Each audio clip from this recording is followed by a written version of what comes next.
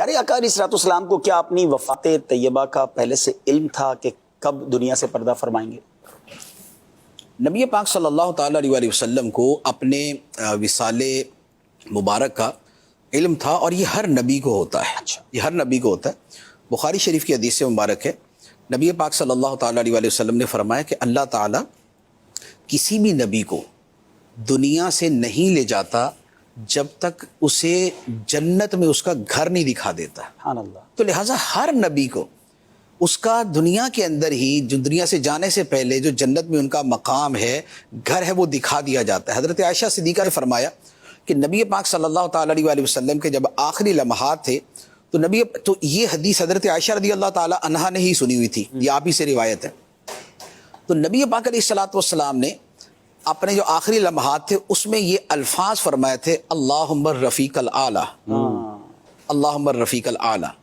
تو حضرت عائشہ صدیقہ رضی اللہ تعالیٰ عنہ فرماتی ہیں کہ میں سمجھ گئی کہ نبی پاک علیہ الصلوۃ والسلام کو آپ کا وہ مقام دکھا دیا گیا، رفیق اعلیٰ کا۔ رفیق اعلیٰ سے مراد خدا ہے، رفیق اعلیٰ سے یا رفیق اعلیٰ سے مراد حضیرت القدس ہے، یا رفیق اعلیٰ سے مراد یہ چار بڑے فرشتے ہیں، یا رفیق اعلیٰ سے مراد اعلیٰ علیین ہے۔ تو نبی پاک علیہ الصلوۃ والسلام کو وہ دکھا دیا گیا تو آپ اس پر فرما رہے تھے اللہم الرفیق الاعلیٰ۔ تو لہذا نبی پاک علیہ الصلوۃ والسلام کو پہلے سے معلوم تھا، اور کئی اشارے بھی دیے پیارے آقا۔ اور اس کے علاوہ ایک بہت بڑی تفسیر ہے۔ پھر جیسے سورہ فتح نازل ہوئی تھی تو سورہ فتح کے اندر جب یہ فرما دیا گیا انا فتحنا لک فتحا مبینا، تو نبی پاک علیہ الصلوۃ والسلام نے اسی سے اشارہ سمجھ لیا تھا کہ یہ اب دنیا سے جانے کی باری ہے۔ اچھا، اس کے بعد حجۃ الوداع کا جو موقع تھا اس میں نبی پاک علیہ الصلوۃ والسلام نے صراحتاً فرما دیا تھا کہ میں سمجھتا ہوں کہ آج کے بعد میں اور تم دوبارہ اس طرح جمع نہیں ہوں گے۔ حج پہ نہیں جمع۔ اس کا مطلب ہے کہ دوبارہ یہ نہیں ہوگا۔ اچھا، پھر حج کے موقع پر ہی وہ آیت مبارکہ نازل ہو گئی تھی، الیوم اکملت لکم دینکم واتممت علیکم نعمتی ورضیت لکم الاسلام دینا، آج میں نے تمہارے لیے تمہارا دین مکمل کر دیا۔ تو اب نبی پاک علیہ الصلوۃ والسلام کی تشریف آوری اسی پورے دین کو تو پہنچانا تھا، وہ پہنچ گیا۔ تو اس کا مطلب یہ ہوا کہ اب معاملہ جو ہے وہ مکمل ہو چکا۔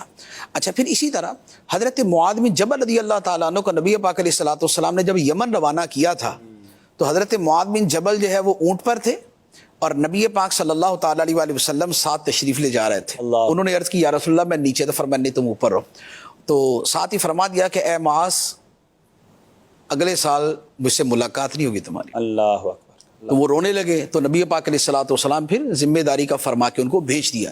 اسی طرح جب حضرت اسامہ بن زید رضی اللہ تعالیٰ عنہ کو لشکر دے کے بھیجا تھا، وہ تو تھوڑے ایام پہلے کی بات ہے، اس میں بھی نبی پاک علیہ الصلوۃ والسلام نے ان سے فرما دیا تھا کہ اے اسامہ ملاقات نہیں ہونی۔ اللہ۔ اچھا، اسی طرح نبی پاک علیہ الصلوۃ والسلام ایک مرتبہ احد شریف تشریف لے گئے تھے، ممبر لے کر وہاں پر آپ گئے تھے، تو وہاں سرکار علیہ الصلوۃ والسلام نے خطبہ ارشاد فرمایا تھا، واللہ ما اخاف علیکم ان تشرکوا بعدی، کہ اے صحابہ مجھے یہ خدا کی قسم مجھے یہ ڈر نہیں ہے کہ میرے بعد میری امت شرک میں پڑ جائے گی، ہاں یہ ہے دنیا کی محبت میں پڑ جائے گی۔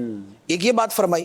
دوسری بات فرمائی واللہ لانی انظر الی حوض الان، خدا کی قسم میں اس وقت اپنے حوض کوثر کو دیکھ رہا ہوں۔ اور تیسری بات ارشاد فرمائی تھی وَأَنَا فَرَطٌ لَكُمْ، میں تم سے پہلے آگے جا کے تمہارے لیے اسباب فراہم کرنے والا ہوں۔ مراد یہ کہ اب میں دنیا سے جا رہا ہوں اور میں تمہارے لیے آگے جا کے اسباب فراہم کروں گا۔ تو یہ حدیث مبارک بھی بخاری شریف کے اندر ہے۔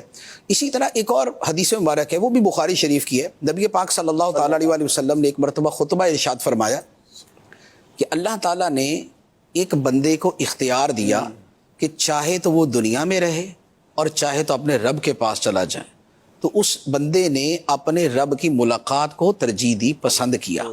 تو صحابہ کرام یہ سن رہے تھے، اب صحابہ کرام تو خوش ہوئے کہ سبحان اللہ، کیا بھی اس بندے کی کیا شان ہے جس کو اللہ تعالیٰ یہ اختیار دیتا ہے۔ تو صدیق اکبر رضی اللہ تعالیٰ نے جیسے سنا تو رونے لگ گئے، اور روتے ہوئے نبی پاک علیہ السلام کی بات کے درمیان میں ہی انہوں نے کہے یا رسول اللہ ہمارے ماں باپ آپ پہ قربان، اور یہ کہہ کے رونے لگے۔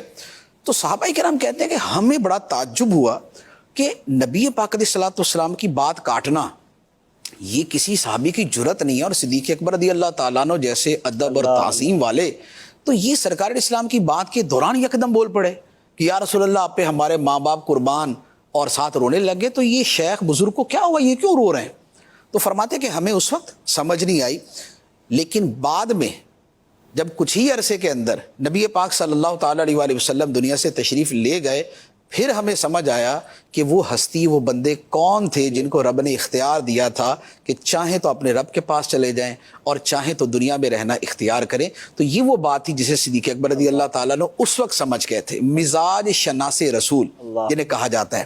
تو یہ سارے کے سارے واقعات، پھر جس دن نبی پاک علیہ الصلوۃ والسلام کا وصال مبارک ہوا ہے، آپ نے اسی دن حضرت فاطمہ الزہرا رضی اللہ تعالیٰ عنہ سے فرمایا تھا، وہ بخاری شریف کی حدیث ہے کہ حضرت عائشہ رضی اللہ تعالیٰ عنہا نے پوچھا کہ اے فاطمہ ایک سوال کا جواب دو۔